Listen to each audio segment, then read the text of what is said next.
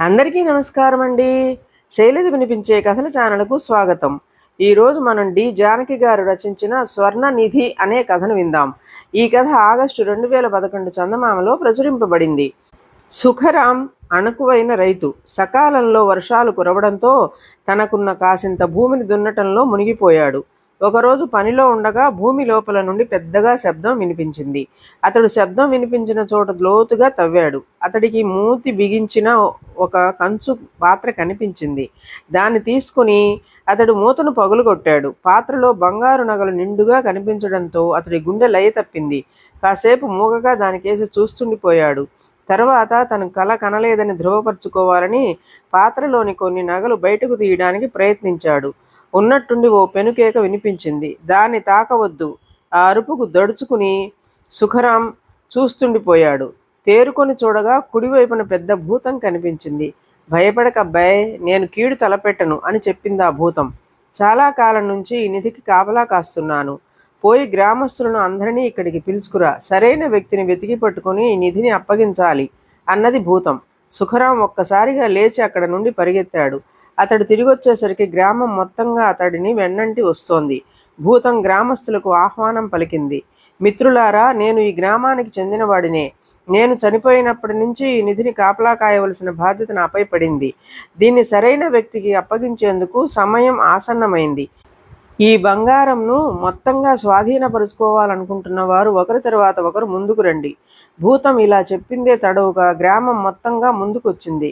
ఆగండి మిత్రులారా, ఆగండి అన్నది భూతం. ఈ నిధిని ఎవరైనా తీసుకోవచ్చు. అయితే మీరు నిధిని తీసుకోబోయే ముందు నేను చెప్పేది వినండి అంటూ భూతం కాసేపు ఆగింది. వాళ్ళకేసి చూస్తూ మళ్ళీ ఇలా అంది. ఈ నిధి గురించి తెలుసుకోండి. ఈ నిధిని 3 దొంగలు లూటీ చేశారు. దీన్ని పంచుకోవాలని వాళ్ళు ఇక్కడికి వచ్చారు. పంపకాల విషయంలో వాళ్ళ మధ్య తీవ్రంగా ఘర్షణ జరిగి ఆ క్రమంలో వాళ్ళు పరస్పరం చంపుకున్నారు. కాబట్టి ఈ 3లో ఎవరూ ఈ నిధిపై చేయి వేయలేకపోయారు. అప్పటి నుంచి ఈ నిధికి శాపం తగిలింది. ఈ నిధిని ఎవరైతే కలిగి ఉంటారో వాళ్ళ జీవితం ఇక్కట్ల పాలై తమ సంపదను, కుటుంబాన్ని సైతం కోల్పోతారు. ఇప్పుడు రండి, ఒకరి వెనుక ఒకరు వచ్చి ఈ నిధిని తీసుకోండి. ఎవరూ తమ స్థానాల నుండి ముందుకు కదలలేదు. ఒక్కసారిగా అక్కడ నిశ్శబ్దం ఆవరించింది. తర్వాత గ్రామస్తులు అక్కడి నుండి వెళ్ళిపోసాగారు. వెళ్ళిన వారు వెళ్ళగా ఒకే ఒక మనిషి అక్కడే నిలబడిపోయాడు. అతడు వారితో పాటు వెళ్ళలేదు. నింపాదిగా కాస్త ముందుకు వచ్చి అతడు ఇలా అన్నాడు. ఓ భూతమా, ఈ నిధిని అందుకోవడానికి నేను సిద్ధంగా ఉన్నాను. ఈ మాటలకు భూతం మ్రాన్పడిపోయింది. వెళ్ళిపోతున్న గ్రామీణులు కూడా ఒక్కసారిగా ఆగిపోయి అతడి మాటలు విని ఆశ్చర్యపోయారు. అబ్బాయి, నీకేమైనా పిచ్చెక్కిందా? బంగారుపై వ్యామోహంతో గుడ్డివాడివైపోయినట్లుంది అన్నది భూతం. లేదు లేదు, నా తెలివికి ఏ ఢోకా లేదు. తెలివితో ఉండే మాట్లాడుతున్నా అన్నాడా యువకుడు. నీ పేరేంటి అన్నది భూతం. నేను వల్లభవర్మని. నన్ను వల్లభ అని పిలువవచ్చు. వల్లభ, నీవు నవయువకుడివి. నీకు నిండైన జీవితం ఉంది. ఈ నిధిని తీసుకొని నీ నాశనాన్ని నీవే కొని తెచ్చుకుంటున్నావు అని గ్రామస్తులు హెచ్చరించారు. భూతమా, ఇప్పుడు నీవు నేను చెప్పే మాటలు ఆలకించాలి అన్నాడు వల్లభుడు. ఈ నిధిని నా బాగు కోసం తీసుకోవాలనుకోవడం లేదు. పేద గ్రామీణులకు ఈ నిధిని ఖర్చు పెట్టదలిచాను. అక్కడ ఎండిపోయిన ఆ చెరువును చూస్తున్నావు కదా, చెరువులో పూడికను తొలగించడానికి ఈ నిధిని ఉపయోగించాలనుకుంటున్నాను. కాలువలకు మరమ్మతులు చేసి రైతులకు పంటలు చేసుకోవడానికి తగిన నీటిని కల్పించాలని ఉంది.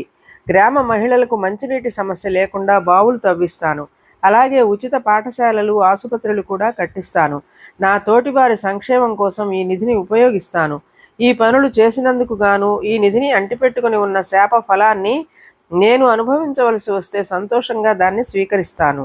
వారెవ్వా అంటూ ఆశ్చర్యం వ్యక్తం చేసింది భూతం. నీవు సామాన్యుడివి కాదు, దైవ సమానుడివి. నేను శిరసు వంచి నీకు నమస్కరిస్తున్నాను. నేనెవరో నీకు తెలుసా? ఈ నిధిని కొల్లగొట్టి పంచుకునే క్రమంలో కొట్టుకుని చనిపోయిన 3 దొంగల్లో ఒకడిని.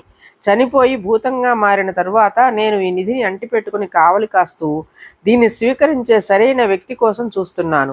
ఇన్నాళ్లకు నా చిరకాల నిరీక్షణ ఫలించింది. గత జీవితంలో నేను చేసిన పాపాలకు గాను ఇన్నాళ్లుగా పశ్చాత్తాపం ప్రకటిస్తూ వచ్చాను. ఈ నిధిని వదిలించుకున్న తరువాత దేవుడిని క్షమించవలసిందని కోరాలనుకున్నాను. కానీ ఇప్పుడు నేను దేవుడి కోసం వెతకవలసిన అవసరం లేదు. బదులుగా నన్ను క్షమించాలని నిన్నే వేడుకుంటాను. దివ్య పురుషుడా, ఈ నిధిని స్వీకరించి నా పాపాల నుండి నన్ను విముక్తిని చేయి. తర్వాత ఆ భూతం వల్లభుడి పాదాలకు మొక్కి క్షమించమని కోరుకుంది. ఇదండి కథ. ఈ కథ మీకు నచ్చినట్లయితే లైక్ చేయండి, షేర్ చేయండి, కామెంట్ చేయండి. సబ్స్క్రైబ్ చేసుకొని నన్ను ఎంకరేజ్ చేయండి. నమస్కారం అండి.